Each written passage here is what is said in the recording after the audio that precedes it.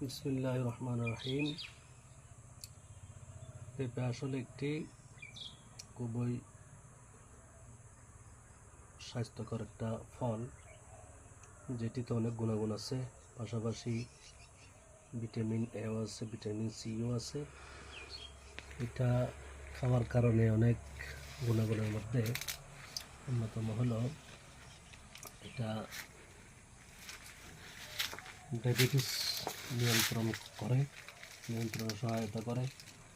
পাশাপাশি খাদ্য হজম শক্তি বৃদ্ধি করে।